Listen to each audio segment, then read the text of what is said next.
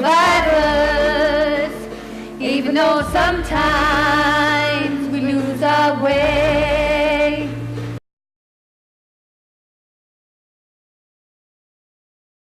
I've slept in some weird places, I'll tell you. Museum steps, college steps, court steps. When I came on to Behind the Label a year ago, I was still a alcoholic. I was still drinking heavily, even when I was turning up to do the parts. I was still turning up with the drink in me. I had no quilt, no sleeping bag, no coat. The only thing I had on was a pair of jeans, a pair of trainers, t-shirt and a shirt. That's all I had to my name. I found it hard to communicate to people about my problems and the problems I was having with the family. I kept it to myself for so long.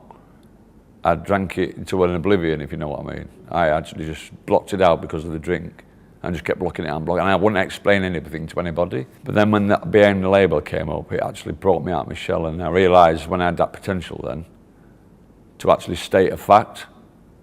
And that's when I started realising that there is bigger things out there waiting for me. Well, Christmas Day is my birthday, and I woke up Christmas Day with 39 pence in my pocket.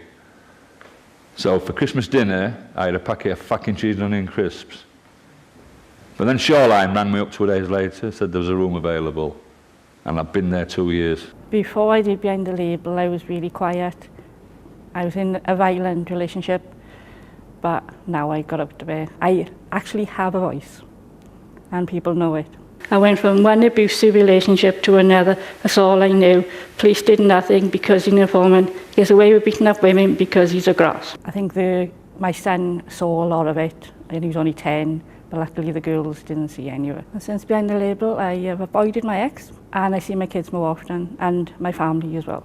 It's made me the person I am today. I wouldn't have spoken out before. If I had a bucket list, that would be on it. I lost my job in 2001 when the company I was working for moved to Eastern Europe. I've done factory work and standing 12-hour shifts by machine. It's just tediously boring. You just got shut off, basically. And by doing something like this, it wakes you up. Please, please, cure me. I think I got stuck in a rut. I just stuck in going to jobs and then going back home. It's waking the brain up, isn't it? I order you 200 hours of community service and group therapy. I'd not seen my daughter and my son for 7 years, and I'd found out that my daughter had given birth to my first grandson. I didn't think I'd ever get to see my kids or my grandchild ever again. I did hit the drink really bad. And I woke up one morning and I thought, kick yourself up the arse, Matt. You have got a family out there. They are probably wanting to know where you are. I got back in touch with my family, friends that I'd not heard from for years. And the most of all important was I got in touch with my daughter and my son. And that was the best thing I ever did. Before I started Behind the Label, I had no confidence, no self-esteem. I'd only just gone into recovery through alcohol, and I was on a real downer at the time.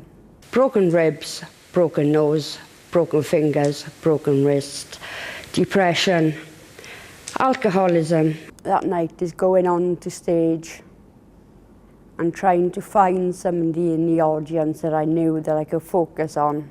I don't know how many times I've woken up in A&E, but it's a bloody miracle I'm still alive. And the Heidi now talks to anyone and everyone on the streets. I tell her my story. I am more confident. I will stand up for myself now. This is when I decided to do a detox for myself. As from tomorrow, which will be Tuesday, I'll have been sober for 11 weeks. I've got a family that love me, and I've got a family of good friends. I've changed from having nothing to having everything I've ever wanted. Find the true family. Who will stay? Who will stay? Stay, I pray.